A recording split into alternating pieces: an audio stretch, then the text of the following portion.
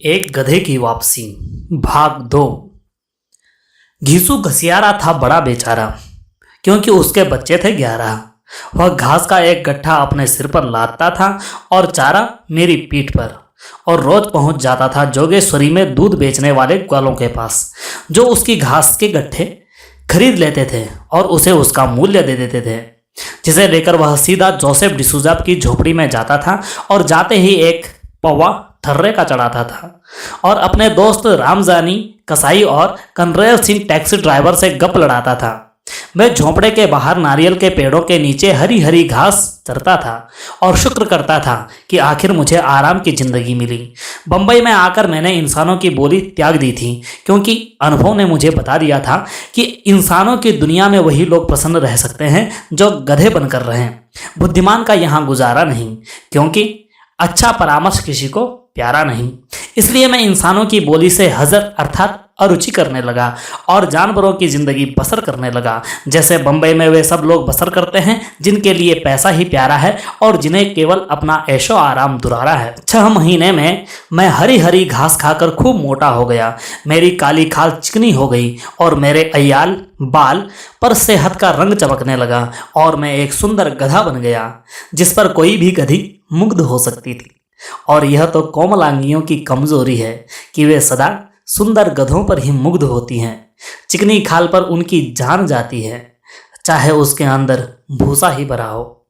उधर कुछ अरसे से 2-3 गधियों ने मुझ पर डोरे डालने शुरू कर दिए थे, किंतु उनमें जो सबसे अधिक कोमल और मादक भाव भंगिमाओं वाली थी, वह मुझसे बिल्कुल बातचीत नहीं करती थी।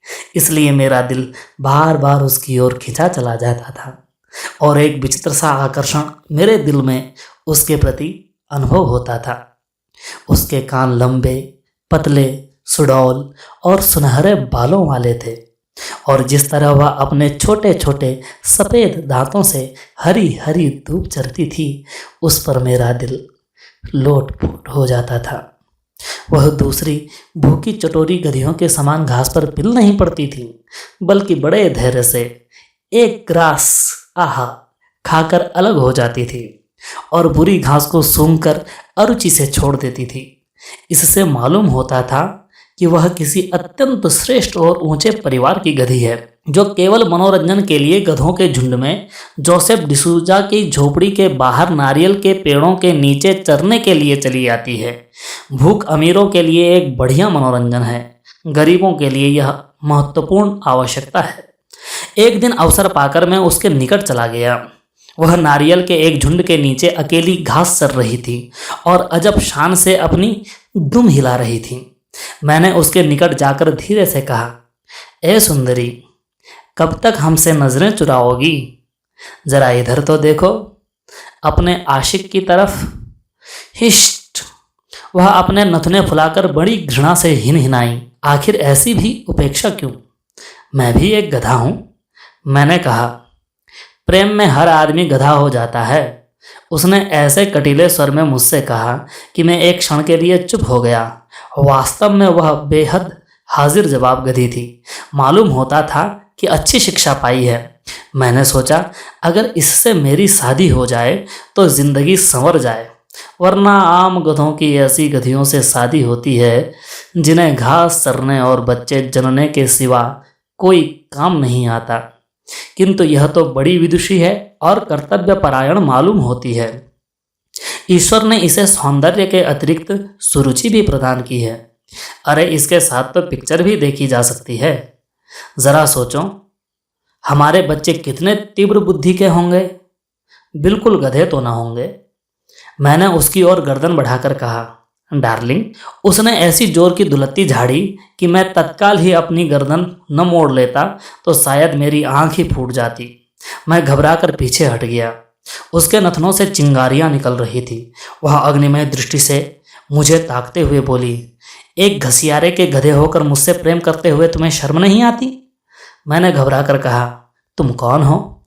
वह बोली, मैं विक्टर ब्रूगांजा की गधी हूँ, जो जोसेफ डिसूजा का बॉस है और 10 पट्टियों का मालिक है। गोरेगांव से दूर दूर तक उसका ठर्रा बिकता है और मैं तुम्हारी तरह घास नहीं लादती हूँ। शराब के केवल 4 पीपे गोरेगांव से लादकर यहाँ जोगेश्वरी जोसेफ डिसूजा के झोंपड़े तक पहुंचा देती हूँ और फिर शाम को खाली पीपे लेकर वापस चली जाती हूँ। तुम्हारी जैसी दिन भर गधों की तरह मेहनत नहीं करती हूँ। क्या बात है बेटी? अचानक पास से ही एक आवाज आई और मैंने देखा कि पकी आयु की उजली किस्म की एक गधी उस जवान गधी के निकट आ गई है। कुछ नहीं अम्मा, जवान गधी ने कहा, यह गधा मुझसे प्रेम करने चला है, जरा सुनो तो इसकी बात। पकी आयु की गधी ने मुझे सिर से पांव तक देखा और बोली, तुम कौन हो? मैंने बताया। सुनकर बोली, तुम्हारा हमारा कामेल। तुम हिंदू हो, हम ईसाई। कहाँ के रहने वाले हो? यूपी का। लो, तुम यूपी के, हम महाराष्ट्र के। तुम्हारा हमारा काजोड़। कौन जाति हो? गधों की भी कोई जाति होती है? मैंने पूछा। वाह, क्यों नहीं होती? जो मालिक की जाति होती है वही उसकी गुलाम की जाति होती है, वही उसका धर्म होता है। हम जानवर लोग तो अपने मालिक के रुतबे से पहचाने जाते हैं। हम वही सोचते और करते हैं जो इंसान करता है। हालांकि मैंने तो अक्सर इंसानों को जानवर की तरह सोचते और करते हुए देखा है बड़ी बी। मैंने नम्रता से कहा। बड़ी बी को मेरी बात पसंद आई। बोली, तुम समझदार गधे मालूम होते हो। अच्छा, यह बताओ कि अगर मैं अपनी बच्ची की शादी तुमसे करने पर तैयार हो जाऊं तो तुम मेरी बच्ची को कहाँ रखोगे और क्या खिलाओगे? रखने का कोई विशेष स्थान तो नहीं है घीसू घसियारे के यहाँ। वह मुझे रात को घर के बाहर जामुन के पेड़ से बांध देता है, बल्कि प्रायः मुझे खुला ही छोड़ देता है ताकि मैं इधर उधर घास चरकर अपना पेट भर लूं। तो वह तुम्हें घास नहीं डालता है क्या? नहीं। तो इसका मतलब है कि अगर मेरी बच्ची की तुम्हारे साथ शादी हो जाए तो उसे भी घास नहीं मिलेगी। प्रेस में घास क्या करेगी? इकबाल ने कहा है, बेखबर कूद पड़ा आतिशेन मरूद में इश्क। बेखतर यानी बेझिझक, निडरता से। आतिशेन अमरूद अर्थात नमरूद बादशाह द्वारा दहकाई गई भयंकर आग। इश्क, बड़ी बी, इश्क तो इश्क है और घास घास है। देखो, मुझे इश्क भी करता हूँ और घास भी खाता हूँ, और कभी कभी जब घास नहीं मिलती तो केवल इश्क खाता हूँ, कव्वाली गाता हूँ। यह इश्क इश्क है, इश्क इश्क। बड़ी बी, तुम मेरी मानो, अपनी बेटी को मेरे हवाले कर दो। घास का क्या है? यह दुनिया बहुत बड़ी है, कहीं ना कहीं घास मिल ही जाएगी। जी नहीं, बड़ी बी कठोरता से बोली, मैं अपनी मासूम बच्ची की तुमसे हरगिज शादी नहीं करूंगी, जबकि न बाप का पता, न माँ का, न धर्म ठीक, न जाति दुरुस्त, जिसका कोई ठौर ठिकाना नहीं, रहने के लिए कोई स्थान नहीं, खाने के लिए घास नहीं, ऊपर से लिखे पड़े आदमियों की तरह बात करते हो। मैंने गर्वपूर्ण शब्दों में कहा, हाँ, मैं अखबार पढ़ सकता हूँ, पर इसमें क्या बुराई है? यह तो कोई बुरी बात नहीं। यह तो बहुत बुरी बात है, बड़ी बी जल कर बोली।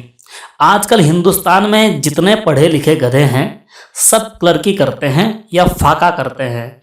तुम ही बताओ, तुमने आज तक किसी पढ़े लिखे आदमी को लखपति होते देखा है?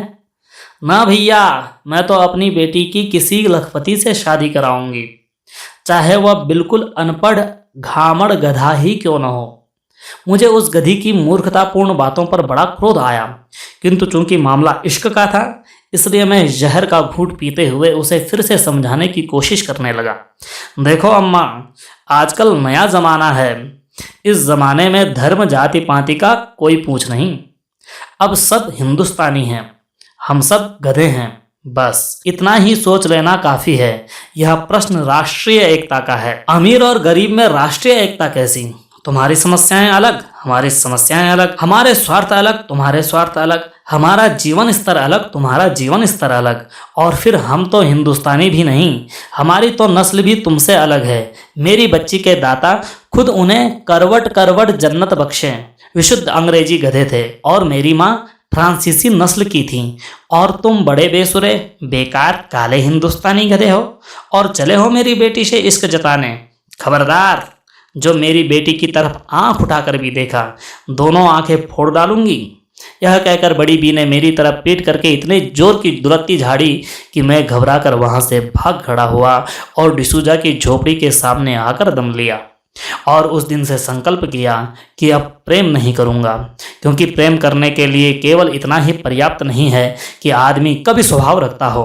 प्रेम करने के लिए यह भी बहुत आवश्यक है कि आदमी को 2 वक्त की घास भी प्राप्य हो, वरना कोई औरत घास नहीं डालेगी। इसलिए मैंने उस परियों सी सुंदर गधी से प्रेम करने का विचार त्याग दिया और अपने जीवन को केवल घास लादने पर लगा दिया, जो कि हर गधे का भाग्य है। आज के लिए इतना ही।